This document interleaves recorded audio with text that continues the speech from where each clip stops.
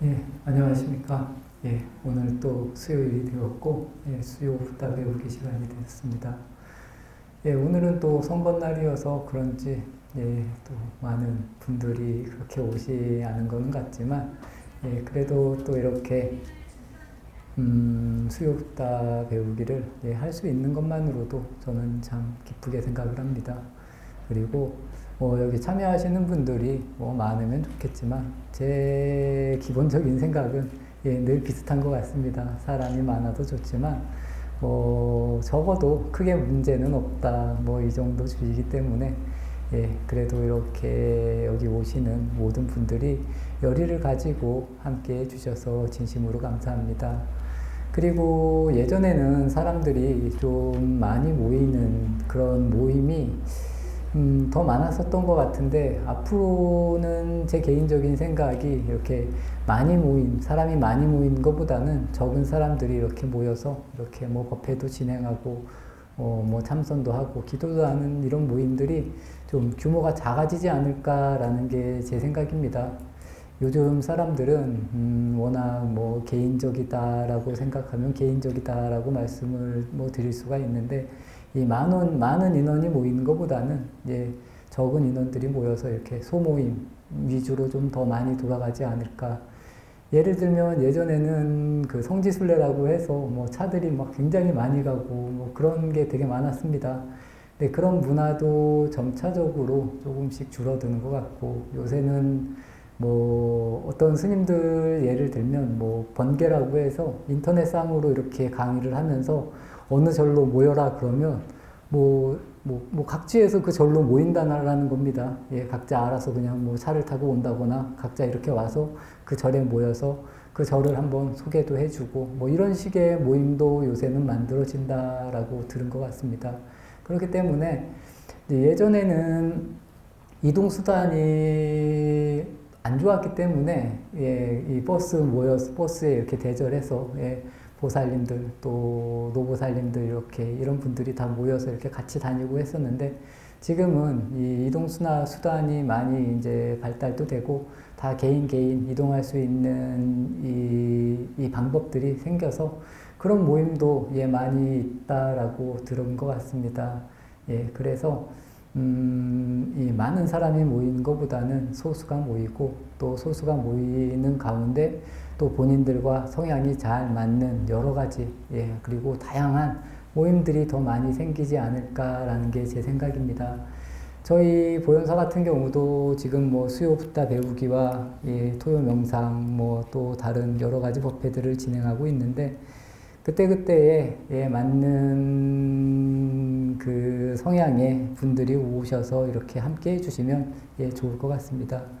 그래도 이렇게 예, 부처님 생애를 알고자 또 불법을 알고자 이렇게 모이시는 또 이 열의에 그 답하기 위해서 저 역시도 이렇게 꾸준하게 진행을 할 예정입니다. 오늘은 저번 시간에 이제 잠부나무 아래 그리고 태자 시타르타 잠부나무 아래에서 선정까지 했습니다.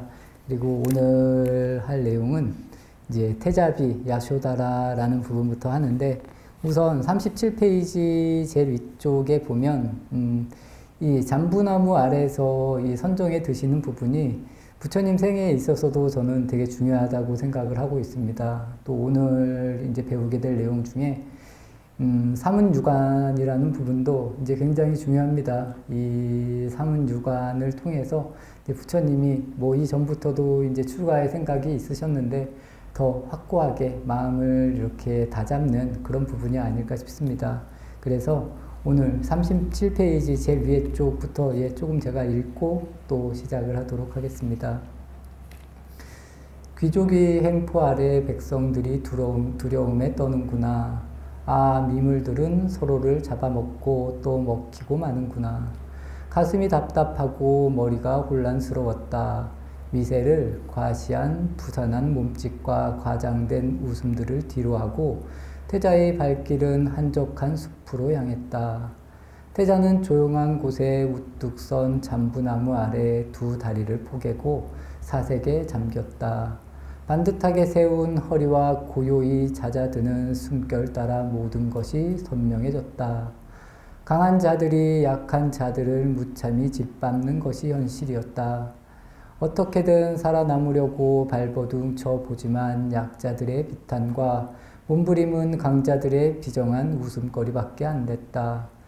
그들 역시 더 강한 자들 앞에서 몸부림칠 가련한 운명임을 잊은 채 탐욕에 들떠 있었다. 나는 눈물과 고통을 초래하는 저런 탐욕에 사로잡히지 않으리라. 이게 이제 부처님께서 거의 뭐 처음이다라고 싶으면 처음으로 이런 부분에 대해서 느끼고 이 인간의 본질에 대한 그런 생각을 이렇게 하게 되는 그런 계기가 아닐까 싶습니다. 저희가 살면서 이런 일들을 많이 느낍니다. 저 역시도 어린 나이에 이런 기분들을 좀 느꼈던 기억이 있습니다. 예를 들면 한 번은 이렇게 연세가 든 노인들을 이렇게 봤을 때 이 어리고 순수했기 때문에 그랬는지는 모르겠는데 참 마음이 많이 아팠고 나도 저렇게 될 수 있구나. 아무래도 어릴 때부터 저는 좀 불교를 가까이 접해서 그런 부분을 좀 느꼈던 것 같습니다. 그리고 이 세상에 이 불합리라고 해야 되는 그런 부분도 뭐 충분히 뭐 느끼고 살지 않았을까라는 생각입니다. 하지만 이 불합리라는 부분도 참 모두가 평등하고 잘 살면 좋겠지만 그건 역시 뭐 그렇게 좋은 일은 아닌 것 같습니다. 그리고 그렇게 만들기도 쉬운 일은 분명히 아닌 것 같습니다. 그래서 나라도 더 잘하려고 이렇게 노력을 했던 것 같습니다. 또 한 번은 말씀을 드리면 제가 어린 시절에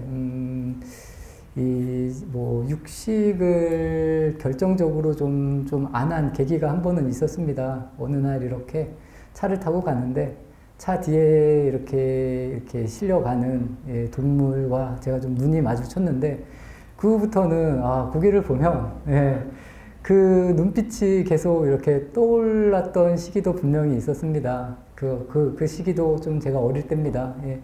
그러면서 우리가 또 이 나이가 어릴 때는 또 이 감수성이 굉장히 예민합니다, 사람들이.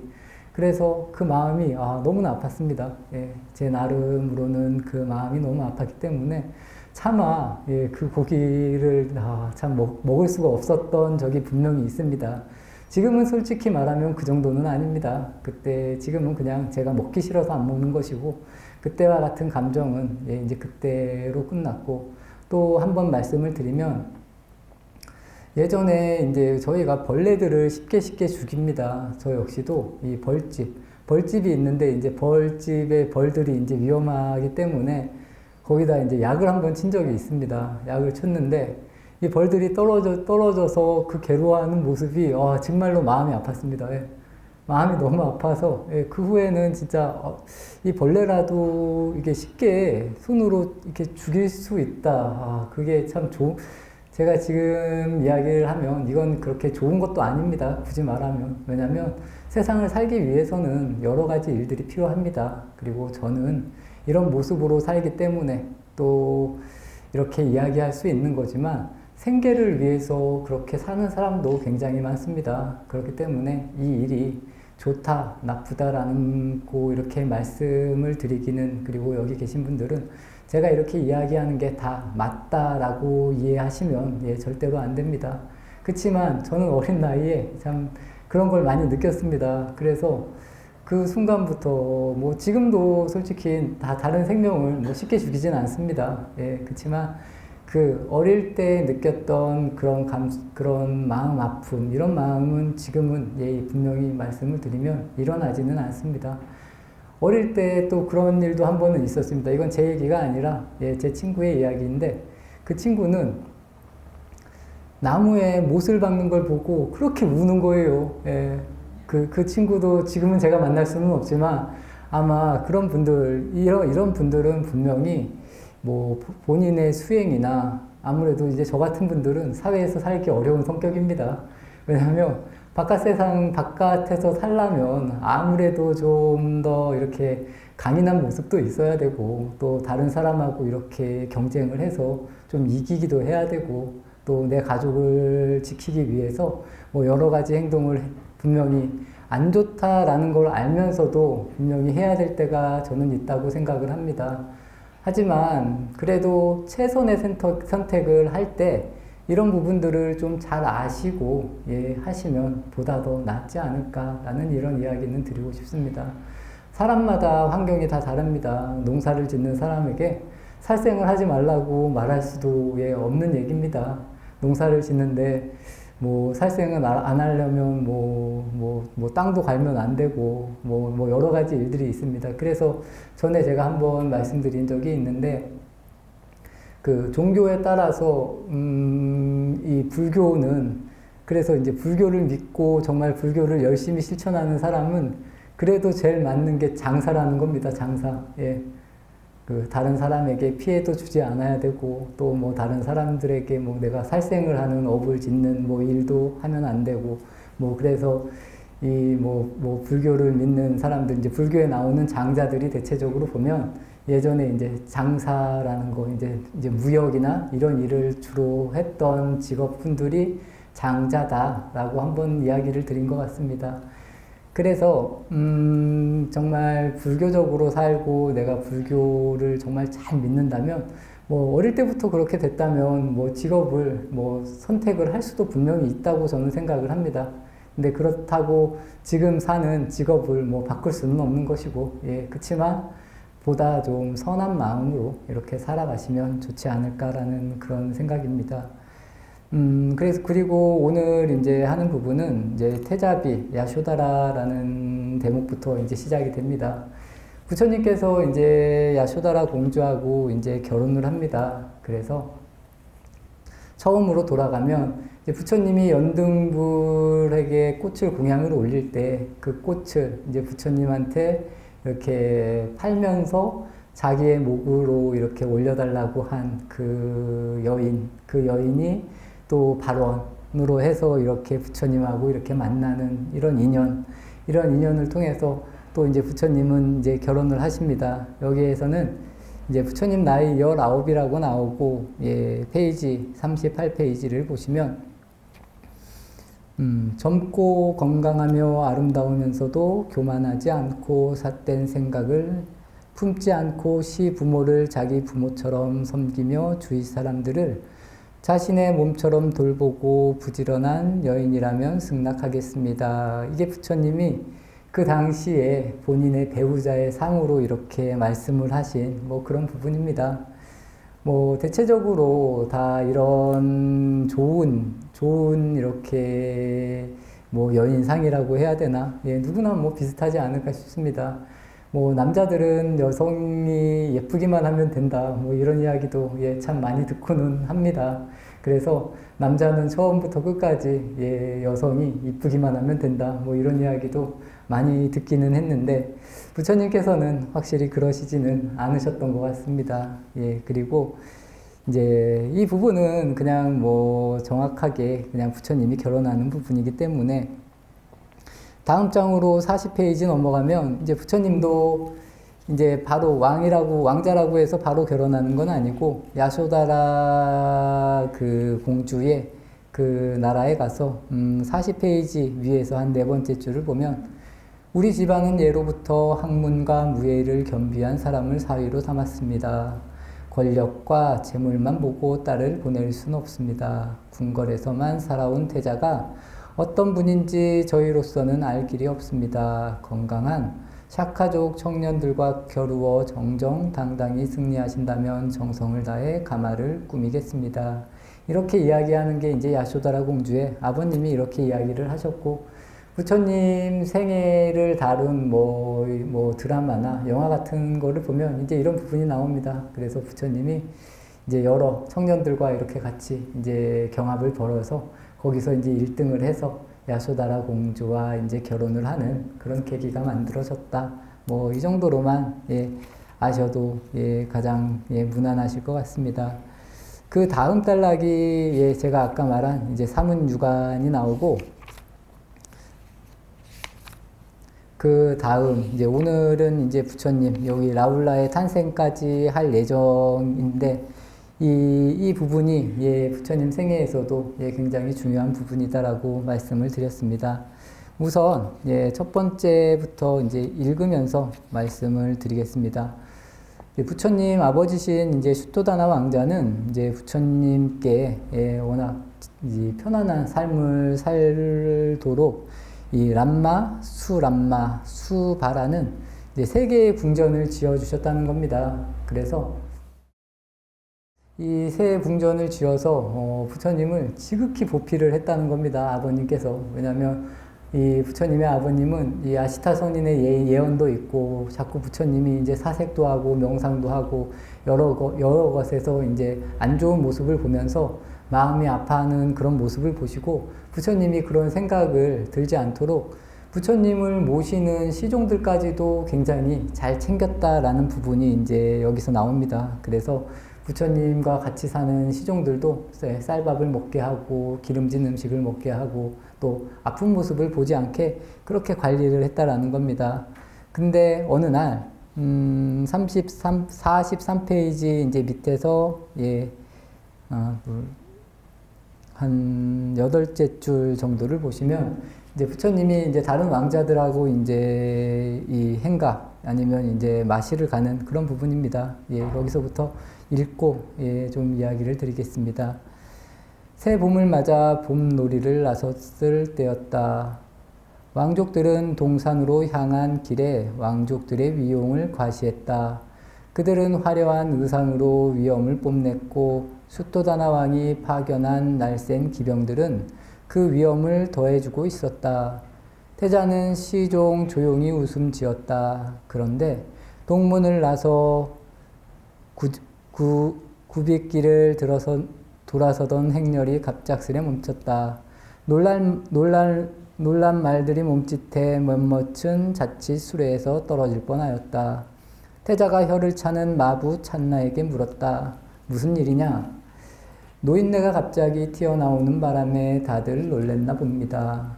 저 느려 터진 걸음 좀 봐. 어휴, 볼품없는 꼬락서니 하고는. 하얀 머리카락에 거무죽죽한 얼굴의 노인이 길 한가운데 서 있었다. 지팡이에 의지한 노인은 굽은 허리를 펴지도 못한 채 숨을 헐떡이고 있었다. 근육은 바짝 말라 가죽과 뼈만 앙상하고 몽땅 빠진 이빨에 지적지적 눈물과 콧물까지 범벅이었다. 일부러 방해했다는 듯 행렬을 이끌던 이들이 노인에게 소리쳤다. 저놈의 늙은이. 노인은 합죽한 입을 오물거리며 부랴부랴 걸음을 옮겼다. 비실거리는 걸음으로 엎어졌다 일어서기를 몇 차례나 반복하고서야 노인은 겨우 길에서 벗어날 수 있었다. 찬나는 말의 등짝을 사정없이 휘갈기고 뽀얀 먼지를 일으키며 거침없이 내달렸다.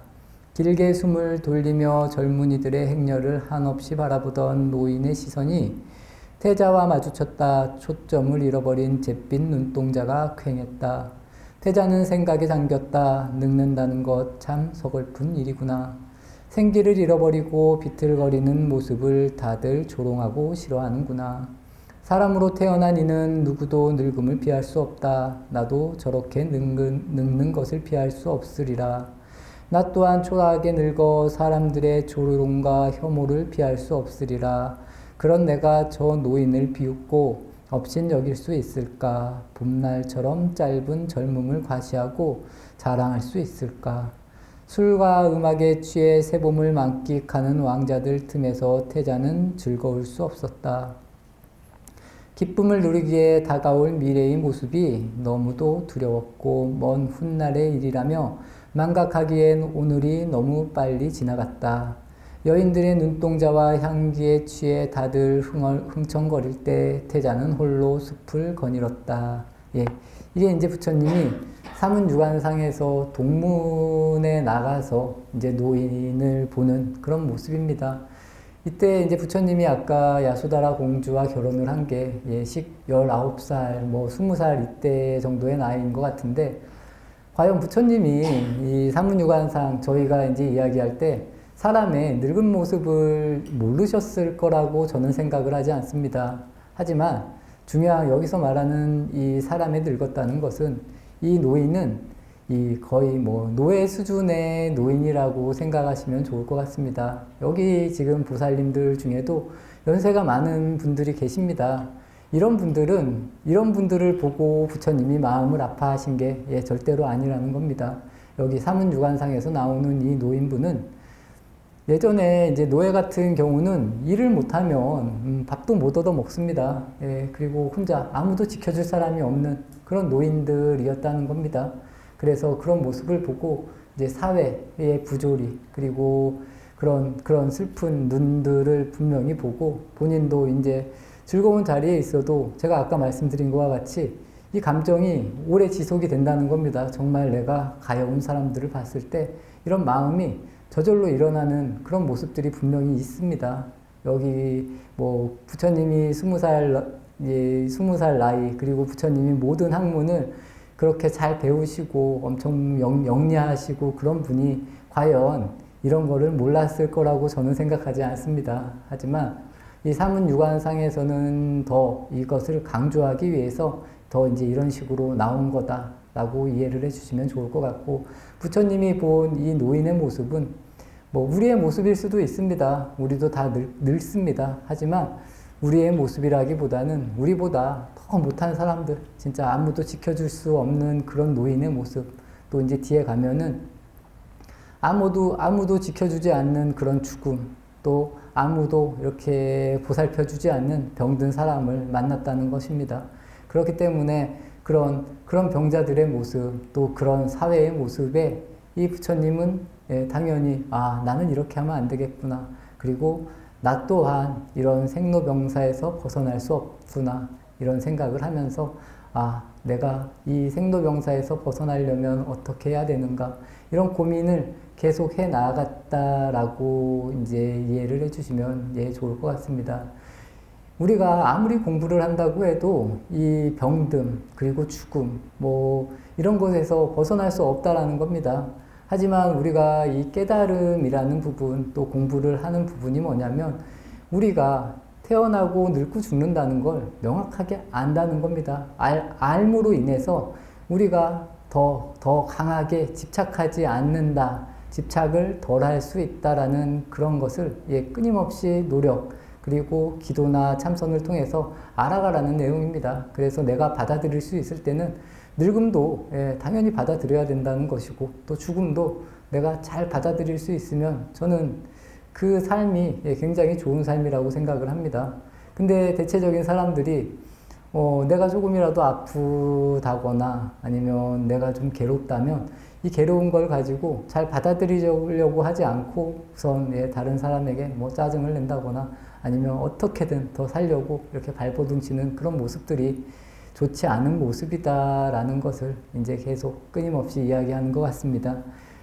여기 계신 보살님들은 본인들이 본인의 삶을 또 본인의 모습을 잘 아셔서 이렇게 잘 정리를 해 나가시면 저는 좀 더 편안한 삶을 살지 않을까라는 그런 말씀을 드리고 싶습니다. 이 불교에 있어서 가장 중요한 부분인 것 같습니다. 이런 부분, 여러 가지 현상이나 상황에 내가 걸리지 않으면 가장 좋은 바람직한 길입니다. 그렇지만 이 내가 걸리지 않기가 굉장히 어렵다는 겁니다. 나라는 것, 그리고 내 것이라는 것, 그리고 나와 친하다는 것, 그리고 나의 것이라는 이런 것들이 다 맞물려서 계속 돌아갑니다. 그래서 내 거를 조금만 뺏겨도 마음이 아프고, 또 내가 조금이라도 남들보다 못 가지면 괜히 손해보는 것 같고, 이런 생각이 계속 만들어진다. 그치만 우리가 살면서 조금씩만 스스로를 이렇게 정리하고 비울 수 있으면 저는 되게 편안하게 살 수 있다라고 생각을 합니다. 그래서 나와 다른 생각을 하는 사람들은 굉장히 많습니다. 그리고 나와 다른 생각을 하는 게 저는 나와 똑같이 생각을 하는 게 저는 불합리라고 생각을 합니다. 사람들은 다 다른 생각을 하고 삽니다. 그렇지만 서로 인정해 줄 수 있는 것이 가장 중요하다. 이렇게 이해를 하시면 우리 사회가 그리고 내 자신이 훨씬 더 좋은, 그리고 또 이 불교 깨달음에 가까운 삶을 살지 않을까라는 그런 말씀입니다. 이제 두 번째로 들어가서 아까 읽었던 그 다음 부분부터 또 읽어드리도록 하겠습니다.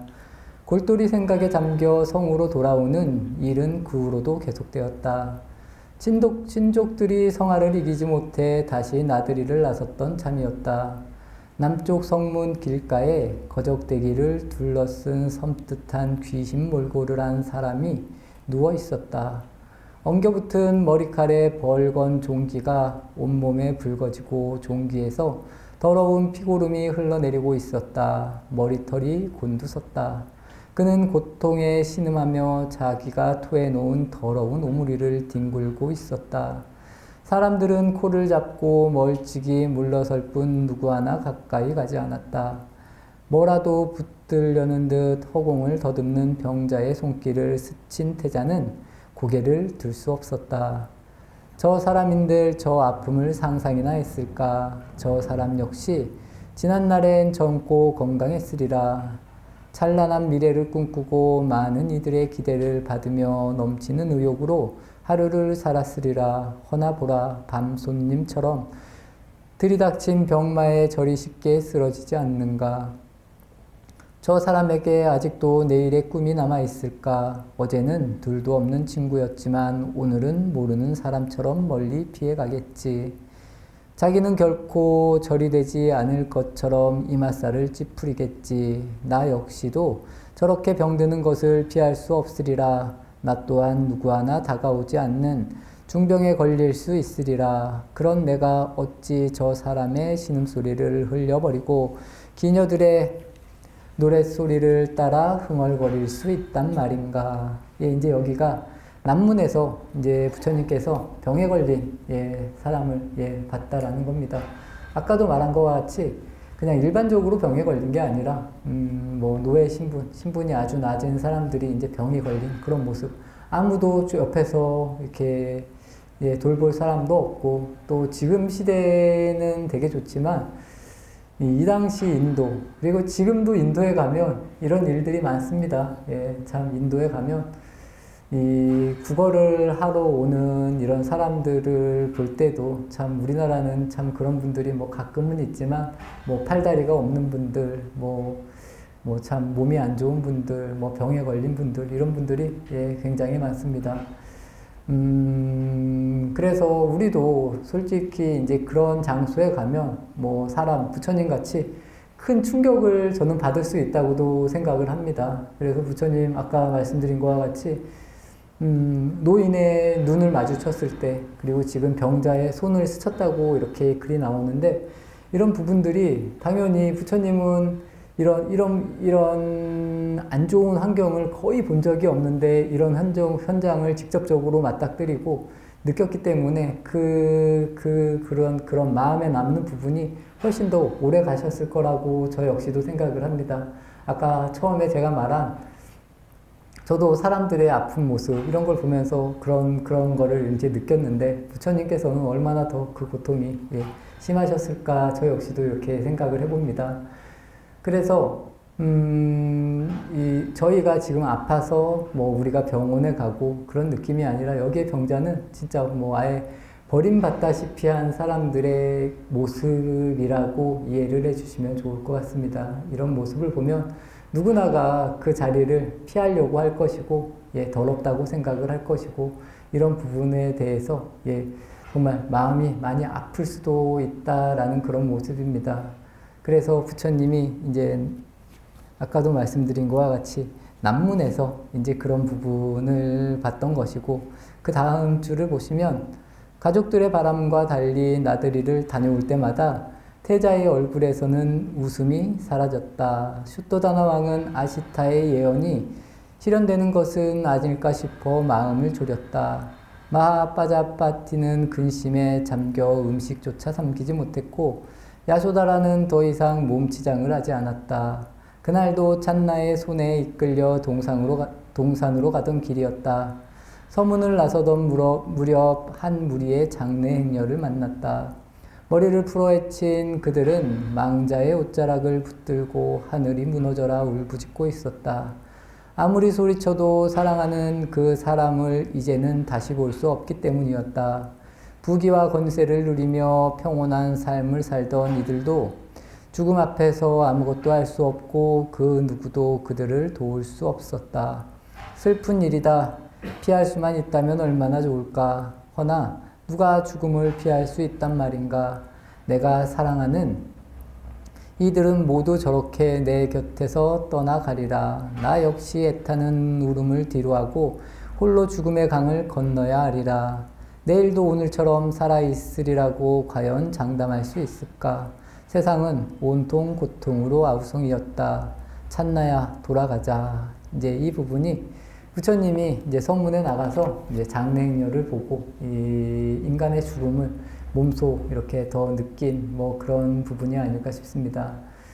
저는 참 이 죽음이라는 거에 대해서 저도 많이 생각을 합니다. 아마 여기 계신 분들도 많이 생각하리라고 봅니다.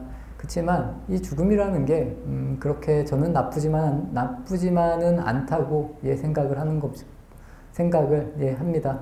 왜냐하면 이 사람의 죽음을 통해서 우리가 굉장히 많이 배울 수 있다라고 저 역시도 생각을 하고 있습니다. 특히나 이 절에 살면 이 죽음을 더 많이 봅니다. 왜냐하면 뭐 절에서 제사도 지내고 뭐 이런 여러 가지 일들을 많이 하기 때문에 아무래도 사람의 죽음을 더 가까이에서 보고 또 많이 생각할 수 있는 부분들이 분명히 있습니다. 그렇지만 이 죽음이 분명히 슬픈 것도 있지만 서로에게 이렇게 많은 이렇게 공부라고 해야 되나? 배울 점도 굉장히 많은 것 같습니다. 뭐 애플의 유명한 뭐 스티브 잡스라는 사람도 죽음은 인간에게 좀 뭐 최고의 선물이다. 뭐 제가 볼 땐 그런 분들도 저는 마음이 굉장히 깨어있지 않을까라는 생각입니다. 그래서 우리가 이 수행만 한다. 그리고 뭐 출가를 해서 수행을 해야지 좋은 삶이다. 뭐 부처님 뭐 공부를 해야 좋은 거다. 저는 이 공부라는 부분을 우리가 어디서도 할 수 있다고 저는 생각을 하고 있습니다. 그리고 이 수행을 사람에 따라서 다른 거지 수행의 방식이나 뭐 이런 거 하나도 중요하지 않다라고 봅니다. 내가 어떻게 삶을 바라보고 사느냐 이런 부분이 훨씬 더 중요하다. 그래서 늘 저는 방법보다는 내가 얼마만큼 나를 위해서 사느냐 아니면 타인을 위해서 사느냐가 더 중요하다고 계속 말씀을 드립니다. 여기에 계신 보살님들도 한 번쯤은 생각해 보면 좋을 것 같습니다. 이 죽음에 대해서 또 잠깐 말씀을 드리면 저도 솔직히 이제 말씀을 드리면 이제 저희 부친께서도 좀 제가 어린 나이에 돌아가셨습니다.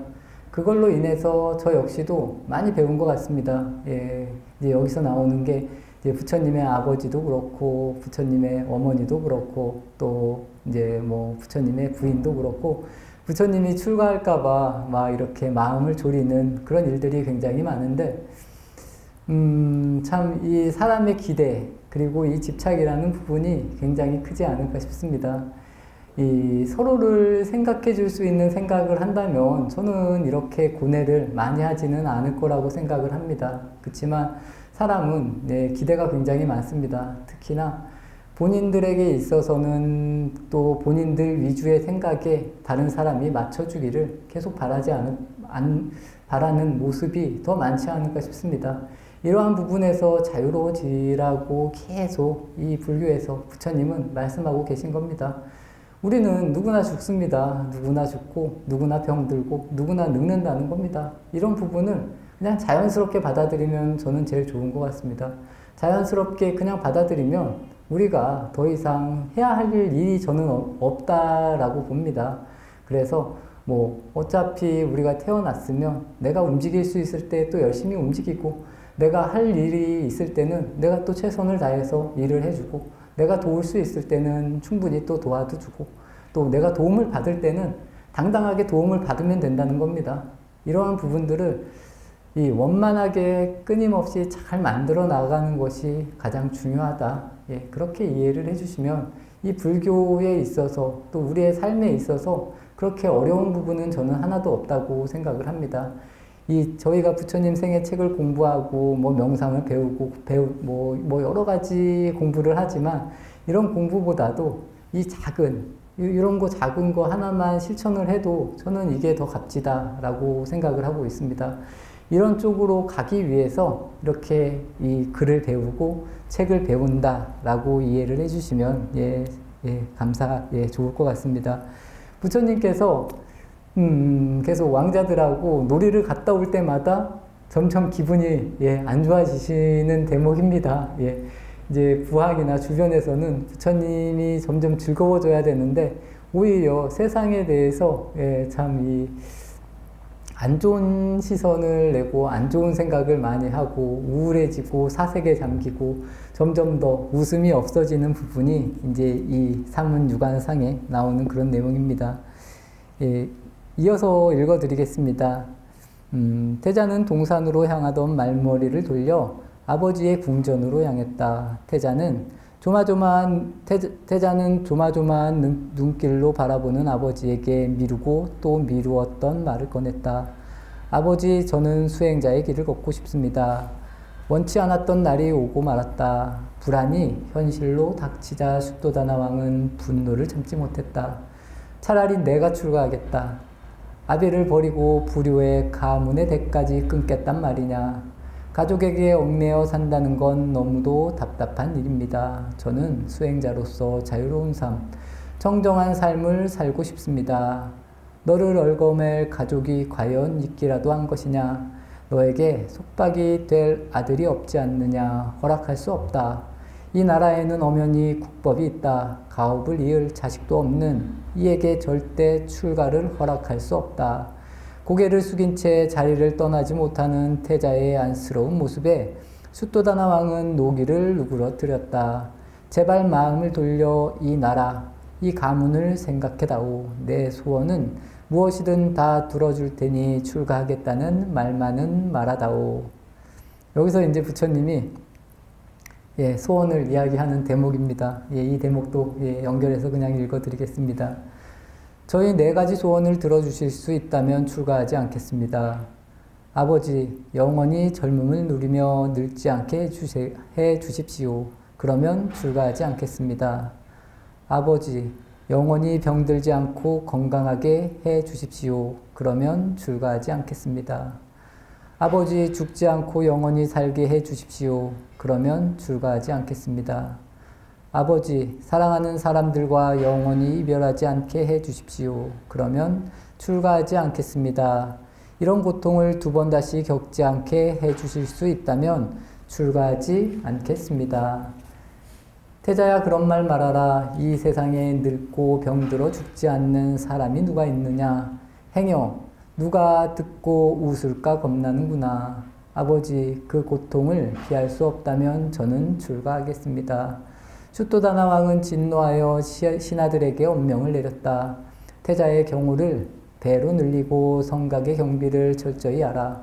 앞으로는 태자가 지나는 길목마다 향수와 꽃을 뿌리고 길가에 노인이나 병자나 죽은 사람은 보이지 않게 하라. 태자가 논이는 동산을 갖가지 보석으로 치장하고 나뭇가지마다 방울을 매달아 하늘나라 낙원처럼 꾸미도록 하라. 이 부분이 이제 부처님께서 동문, 남문, 서문, 그리고 거기서 느낀 부분을 가지고 이제 아버지에게 이제 이야기하는 그런 대목입니다. 그리고 아버지께 소원을 말하고 이제 출가를 한다. 뭐 그런 이야기인데 아버지 역시도 이 문제를 당연히 해결할 수 없다는 겁니다. 왜냐하면 이 문제는 당연한 일이기 때문에 그렇지만 이제 부처님의 이런 출가를 막기 위해서 끝까지 이제 반대를 하시고 뭐 이렇게 이제 화를 내고 또 부처님을 또 계속 끝까지 보호하려고 하는 그런 모습이 이제 여기서 나옵니다. 이 다음 단락은 새로운 희망가 라울라의 탄생이라는 부분입니다. 부처님이 이제 자신의 아들 라울라가 태어났을 때 처음에는 이렇게 말한다는 겁니다. 장애가 태어났다라고 이야기를 하지만 이 부분에 있어서 이제 자기 아들이 태어났기 때문에 이제 이 부처님의 사랑을, 이제 부처님을 사랑했던 마음이 아들에게 가고 자기는 이제 출가를 해도 되겠지라는 생각을 하면서 이제 출가를 이제 결행하게 되는 그런 부분입니다.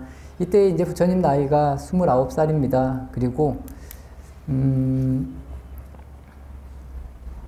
여기서 보면 이제 사문유관상에 이제 북문으로 나갔을 때 이제 수행자를 이렇게 만나는 그런 부분이 이제 이 부분에 나옵니다. 이 부분도 예, 잠깐 또 읽어드리도록 하겠습니다. 태자가 집안에 있는 시간이 너무 많구나. 너희들이 권해 나들이라도 다녀오너라. 사촌들이 끈질긴 권유를 뿌리칠 수 없었던 태자는 운명처럼 다시 가까운 동산으로 봄놀이를 나셨다. 부왕의 명으로 말끔히 정리된 거리에는 젊은이들만 오갔다. 북문을 벗어날 무렵이었다. 멀리 시선을 던지고 묵묵히 행렬을 따르던 태자가 갑자기 마차를 세웠다. 머리와 수염을 깨끗이 깎은 수행자가 거친 옷을 입고 걸어가고 있었다. 그는 서두르는 기색도 없이 맨발로 당당하게 걸어가고 있었다. 그가 두 손으로 소중히 품고 있는 것은 황금도 보석도 아니었다. 흙으로 빚은 거무튀틱한 질그릇 하나뿐이었다. 그의 눈빛은 너무나 강렬했고 부드러운 걸음걸이는 강물처럼 평온했다. 태자는 수레에서 내려 수행자에게 다가갔다. 화려한 장신구와 황금 신발의 권위에도 그는 고개를 숙이지 않았다. 당황하는 기색조차 없는 그에게 태자는 설레는 마음으로 물었다. 사문이여, 어디로 가는 길이십니까? 바람이 머무는 곳이 정해져 있지 않습니다. 새들이 재산이 두 날개뿐이듯 그저 옷 한 벌과 그릇 하나로 자유롭게 세상을 떠돌 뿐입니다. 그렇게 떠도는 까닭은 무엇입니까? 저는 지난날 늙고 병들어 죽는 삶의 고통을 직접 겪고 모든 것이 덧없음을 알았습니다. 사랑과 애착에 얽힌 삶의 굴레 속에서 그 슬픔과 고통을 벗어날 길이 없습니다. 저는 이 고뇌를 벗어나기 위해 친족과 벗들의 울타리를 뛰어넘었습니다. 그럼 당신이 지금 어떻게 살아가고 계십니까? 세상이 욕심에 물들지 않고 참다운 진리를 추구하며 생명을 가진 어떤 것도 해치지 않고 늘 자비로운 마음으로 그들을 안심시킵니다. 고통을 만나도 근심하지 않고 기쁜 일을 만나도 들뜨지 않습니다. 재갈을 물린 말처럼 저 자신을 엄히 다스리고 태산처럼 무거운 발걸음으로 해탈의 길을 따라 한 걸음 한 걸음 옮길 뿐입니다. 이 부분이 이제 사문유관상 북문으로 나가서 이제 수행자를 만나는 그런 모습입니다. 그래서 이제 부처님도 출가를 생각하시고 이제 수행의 길로 들어선다. 이렇게 알아주시면 좋을 것 같습니다. 우리의 삶이 저는 그런 것 같습니다. 요새 이제 여러 사람을 만나는데 오늘 이제 결혼의 이야기가 나왔습니다.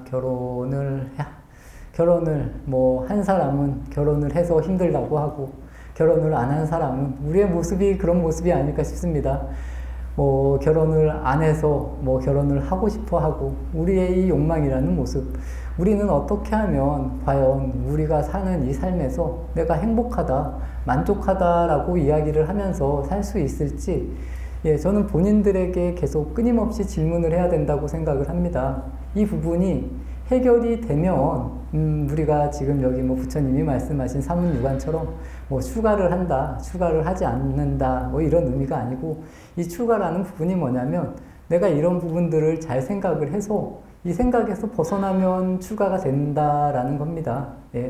우리가 어릴 때부터 똑같습니다. 어려서 저번에 한번 말씀을 드렸는데 어려서 초등학교에 가면 초등학교를 다닌다고 스트레스를 받고 또 중학교에 가면 중학교 다닌다고 또 스트레스를 받고 뭐 대학에 가도 마찬가지고 우리의 삶이 계속 마찬가지라는 겁니다. 우리의 끊임없는 욕망으로 인해서 욕망을 끊임없이 잡으려고 하기 때문에 계속 우리는 그 욕망이라는 부분에서 헐떡이는 삶을 살아가고 있다라는 겁니다. 지금 이 순간 우리가 할 수 있는 일만을 생각하고 하시면 가장 좋습니다. 그러다 보면 저는 그렇게 생각을 합니다. 이 삶이 더 좋아지지 크게 나빠지지 않는다는 겁니다. 그리고 지금 삶에서 뭐 이 정도면 괜찮지, 이 정도로 마음을 낸다라면 우리가 뭐 업이라던가 아니면 뭐 복이라던가 이런 부분에 대해서 크게 걸리지 않는다는 겁니다. 부처님께서 말씀하시는 부분이 계속 이런 부분에 반복적인 겁니다. 우리가 생명이라는 것에, 또 삶이라는 것에, 아프다는 것에, 아니면 늙는다는 것에 너무 붙잡혀서 이렇게 욕망을 내는 것이 아니라 당연히 이런 일이 온다, 이런 식으로 세상은 변한다. 내가 젊었을 때 더 빨리 움직일 수 있었으면 지금은 좀 더 느리게 움직여도 더 세상을 천천히 볼 수 있다. 이렇게 좋게 생각하고 넘어가면 저는 된다고 봅니다. 그리고 당연히 이 변화가 저는 더 재미있는 게 아닐까 싶습니다. 이렇게 변하지 않으면 삶이 별로 재미가 없습니다. 그렇기 때문에 적당한 변화, 그리고 이 변화 속에서 내 자신을, 그리고 내 자신의 만족을 찾아가는 길이 가장 중요하다. 뭐 이렇게 말씀을 드리겠습니다. 이제 부처님 아들이 태어납니다. 이 라울라라는 이름으로 부처님의 아드님이 이제 이렇게 태어납니다. 여기서 51페이지 세 번째 축에 보면 이제 부처님이 하시는 말입니다. 그렇다. 이제 새로운 속박이 생겼다. 하지만 이 속박은 나만을 구속하는 것은 아니다. 오랜 시간 손자를 기다려온 부왕과 아내 야쇼다라에게 자그마한 아기는 결코 놓을 수 없는 튼튼한 새밧줄이 되리라. 해맑은 아기의 얼굴에서 그들은 소나기에서 빠져나간 옛 밧줄의 허전함을 잊으리라. 그렇다. 이 새로운 속박이 그들에게 새 위안이 되리라. 한참 후 새 옷을 갈아입은 태자가 언덕으로 올라왔다. 그의 입가에 드리워졌던 그늘은 거짓말처럼 씻기고 알 수 없는 평온함이 얼굴에 가득했다. 태자는 담담한 눈빛으로 잔나에게 말하였다. 이제 이 부분이 부처님께서 이제 부처님 아드님이 태어나시고 나서 이제 본인 역시도 이제 이 정도면 나도 출가할 수 있겠구나 라고 이제 확실하게 이제 생각을 하는 그런 대목인 것 같습니다. 이 부처님께서도 제가 개인적으로 생각하면 이제 어려서 태어나서 굉장히 부담이 많으셨을 것 같습니다. 왜냐하면 부처님의 어머님, 아버님도 이제 늦은 나이에 부처님을 이렇게 보신 것이고, 또 부처님이 또 워낙 영민하시고 훌륭하셨기 때문에 이 가문의 기대도 굉장히 크지 않았나 싶습니다. 예를 들어서 잠깐 말씀을 드리겠습니다. 이제 저는 그렇지 않지만 이 출가에 있어서 여러 가지 이야기가 있습니다. 이제 다음 시간에는 이제 부처님의 출가에 대해서 이야기를 할 건데, 오늘은 그 여담으로 저희 이제 은사 스님이신데, 저희 은사 스님은 출가를 하셨는데, 저희 은사 스님은 이제 옛날 분이긴 하지만 이제 어머님이 딸을 4명을 놓고 마지막으로 이제 아들로 이제 저희 은사 스님을 낳았다는 겁니다. 그래서 저희 은사 스님의 누님들이 와서 가끔 이야기를 하는 거 보면 어릴 때부터 집안에서 너무 특별하게 키웠다는 겁니다. 그래서 밥상도 자기네들은 저희 은사 스님이 밥 먹는 앞에 가지도 못했다는 겁니다. 딸이었기 때문에. 그리고 독상으로 따로 차려서 이렇게 공양도 혼자 따로 드시고, 누나들은 아예 옆에도 가지 못할 정도로 막 그렇게 했다는 겁니다. 그런 분이 출가를 해서 그 어머님이 저희 은사 스님을 찾기 위해서 20년을 20년을 찾아다녔는데 어머님을 끝내 만나지 않았다는 겁니다.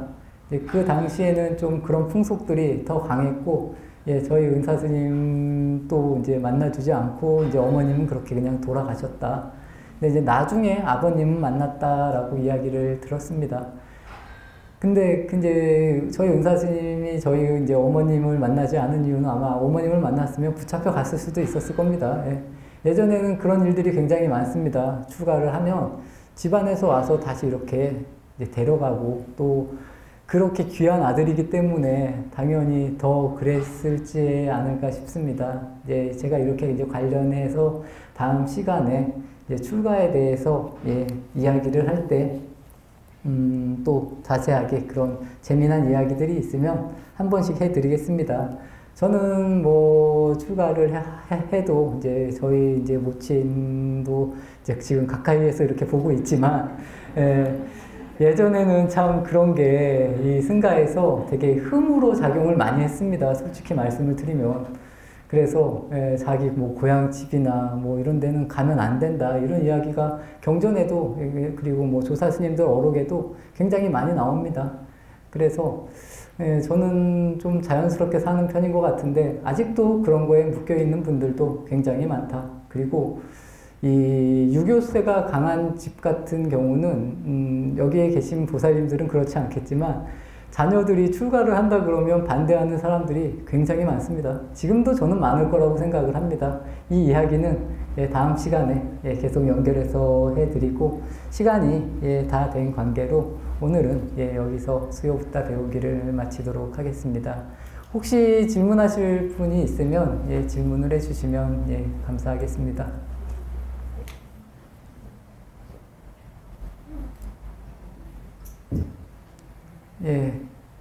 질문이 없으면 오늘 수요부터 배우기 마치도록 하겠습니다.